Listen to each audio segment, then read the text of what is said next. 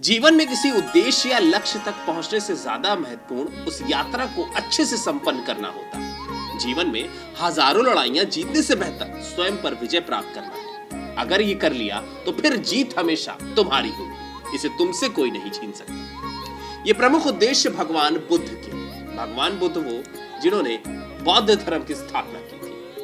गौतम बुद्ध ना ही इस जगत के निर्माता थे और ना ही कोई भगवान। महात्मा बुद्ध का कहना था कि इस सृष्टि का कोई भी व्यक्ति इस बुद्धता को प्राप्त कर सकता है। सच तो यह है कि भगवान बुद्ध भी एक साधारण इंसान थे। केवल उन्होंने अच्छे विचारों का पोषण और बुरे विचारों का त्याग किया था। उन्होंने लोगों के जीवन में सुख, शांति और कष्टों से मुक्ति के लिए अपने सभी सुख सुविधाओं और जीवन के आनंदों को क्षण भर में त्याग किया। इस त्याग, दृढ़ संकल्प और आत्मसमर्पण ने सिद्धार्थ को महात्मा बुद्ध बना दिया। इस सृष्टि पर महात्मा गौतम बुद्ध मानवता और मानव जाति की उन्नति की पराकाष्ठा को बताते हुए हमेशा ही लोगों के दिलो दिमाग पर रहते हैं।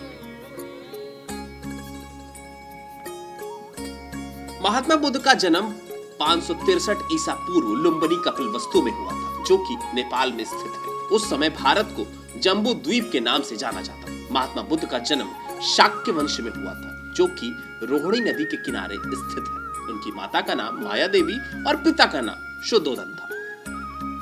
लेकिन जब इस नन्हे बालक का जन्म हुआ तो उस दौरान लोगों के मन में ये उत्सुकता थी कि आखिर इसका भविष्य जाना जाए। परिवार के लोग भी जानना चाहते थे कि आखिर इस बालक का भविष्य कैसा होगा। इसी को जानने के लिए साधुओं और विद्वानों को बुलाया गया। साधुओं और विद्वानों ने जो बात बताई उसे जानकर सब आश्चर्यचकित हो गए। उन्होंने कहा कि या तो यह बाल चक्रवर्ती सम्राट होगा और पृथ्वी पर राज करेगा, या बुद्ध होगा। उन्होंने यह भी कहा कि इस बालक ने मनुष्य कल्याण के लिए ही जन्म लिया है। इसके अतिरिक्त उन्होंने कहा कि स्वयं धर्मराज पृथ्वी पर इस नन्हे बालक के रूप में अवतरित हुए हैं और ये गरीब, दुखियों और असहायों को कष्ट से मुक्ति दिलाएगा। विद्वानों और ब्राह्मणों ने बालक का नाम सिद्धार्थ रखा, जिसका अर्थ वो बालक जिसका नाम सिद्धि प्राप्त के लिए हुआ। बचपन से ही सिद्धार्थ को बौद्धिक और आध्यात्मिक विषयों में बड़ी रुचि थी। गुरु श्री विश्वामित्र ने उनको वेदों और उपनिषदों की शिक्षा प्रदान की। उन्होंने राज्य सभा की बैठकों में शामिल होकर शासन काल की शिक्षा ग्रहण की। गौतम बुद्ध बाकी सभी बच्चों की तरह चंचल नहीं थे। वो बाकियों की तरह शरारती नहीं थे। वो वृक्ष के नीचे बैठकर दुनिया की चिंता करते थे। उनके पिता शुद्धोधन को सदैव ही सिद्धार्थ के गृहस्थ जीवन को त्याग देने की बात सताया करती थी। सिद्धार्थ गृहस्थ जीवन ना त्यागे, इसलिए उनके पिता ने महल में तमाम सुख सुविधाएं उपलब्ध कराई, जिससे उनका इन सब सुखों को छोड़ने का मन ही ना करे। 547 ईसा पूर्व 16 वर्ष सिद्धार्थ का विवाह राजकुमारी यशोधरा से हुआ। यह विवाह इसलिए किया गया ताकि सिद्धार्थ पारिवारिक मोह माया में बंध जाए और वो संन्यास ग्रहण ना करे। परंतु सिद्धार्थ कभी भोग विलास की चीजों को अपने ऊपर हावी नहीं होने दिए। सिद्धार्थ अपनी पत्नी से ढेर सारी ज्ञान की बातें करते थे।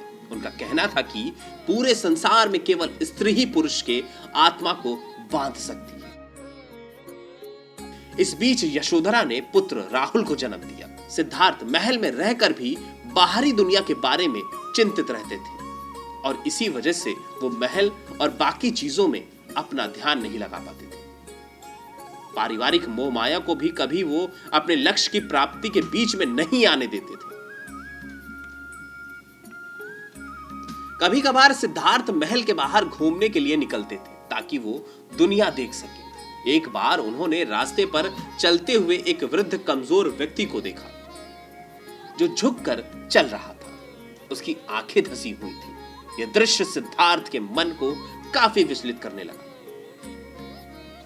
इससे उन्हें दुनिया के दुखों का अंदाजा हो गया। फिर उन्होंने एक बीमार व्यक्ति को देखा जो दर्द के कारण चिल्ला रहा था। उसका शरीर कांप रहा था। तब उन्होंने रोग क्या होता है इसे जाना। इस दृश्य से वे काफी दुखी हुए। उन्होंने सभी भोग विलास की चीजों को व्यर्थ बताया। कुछ ही दूर और आगे जाने पर उन्हें एक शव दिखाई दिया जिसे 4 लोग कंधे पर रखकर ले जा रहे थे और उसके परिवार के लोग विलाप कर रहे थे। इस समय उन्हें जीवन और मृत्यु का ज्ञान हुआ। उन्होंने जाना कि जो व्यक्ति जन्म लेता है वो एक समय मृत्यु को भी प्राप्त हो जाता है। तब उनके मन में विरक्ति की भावना उत्पन्न हुई। उन्हें सारा जीवन नीरस लगने लगा।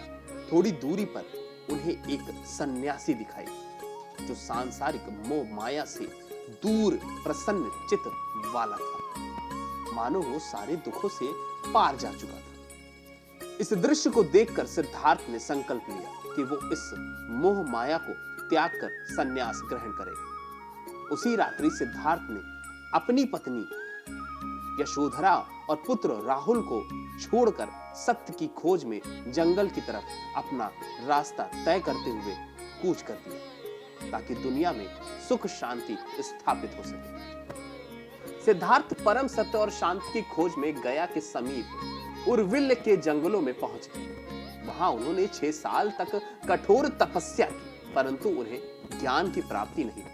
तपस्या के दौरान उनका तेजस्वी शरीर नर कंकाल बन गया, मानो मृत्यु उनके समीप हो। तभी जंगल के पास रहने वाले चरवाहे की बेटी सुजाता ने सिद्धार्थ को खीर खिलाई, जिससे उनके शरीर की खोई हुई शक्ति का संचार वापस हुआ। फिर सिद्धार्थ ने कठोर तपस्या का मार्ग त्यागने का निर्णय लिया। 528 ईसा पूर्व पूर्णिमा की रात 35 वर्षीय सिद्धार्थ को पीपल के पेड़ के नीचे ज्ञान की प्राप्ति हुई। उस पीपल के वृक्ष को बोध वृक्ष के नाम से जाना जाने लगा तथा गया में स्थित इस स्थान को बोध गया के नाम से जाना जाने लगा। महात्मा बुद्ध का उपदेश मानव जाति के हित के लिए था। उन्होंने अपना पहला उपदेश सारनाथ में दिया था।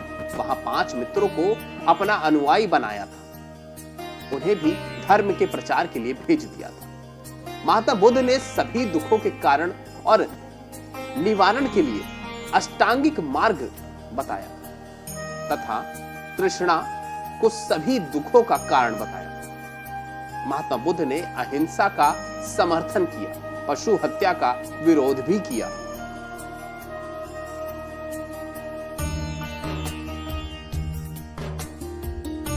महात्मा बुद्ध ने 483 ईसा पूर्व 80 वर्ष की आयु में अपने नश्वर शरीर को त्याग दिया और परमात्मा में विलीन हो गए। ज्ञान प्राप्ति के बाद का संपूर्ण जीवन उन्होंने मानव कल्याण के लिए लगाया।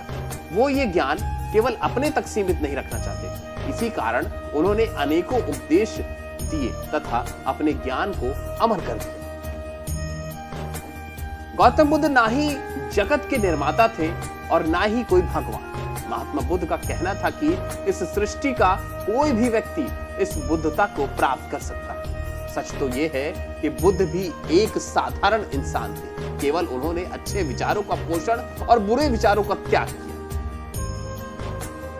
उन्होंने लोगों के जीवन में सुख शांति और कष्टों की मुक्ति के लिए अपने सभी सुख सुविधाओं और जीवन के आनंद को क्षण भर में त्याग किया। इस त्याग, दृढ़ संकल्प और आत्मसमर्पण ने सिद्धार्थ को महात्मा बुद्ध बना दिया। इस सृष्टि पर महात्मा गौतम बुद्ध मानवता और मानव जाति की उन्नति की पराकाष्ठा उच्चतम अवस्था में।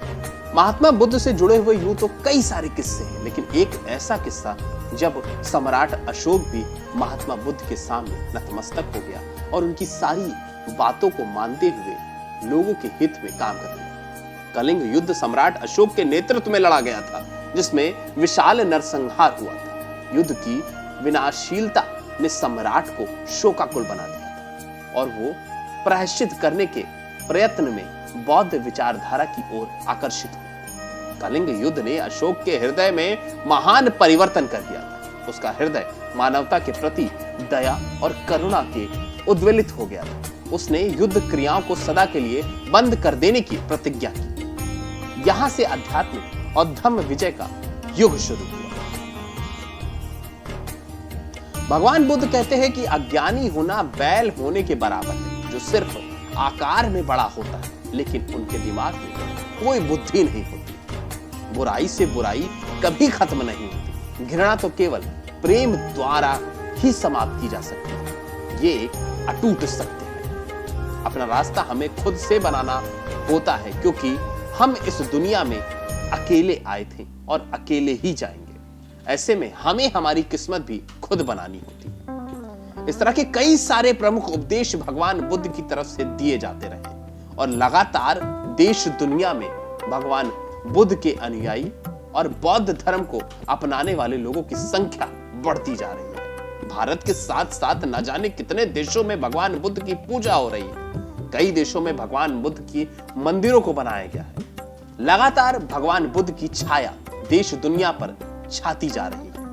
ऐसे में हमने भी एक प्रयास किया कि आपको भगवान बुद्ध से जुड़े हुए प्रमुख बातों से और उनके जीवन काल से जोड़ करके उनकी स्मृतियों को याद किया जाए।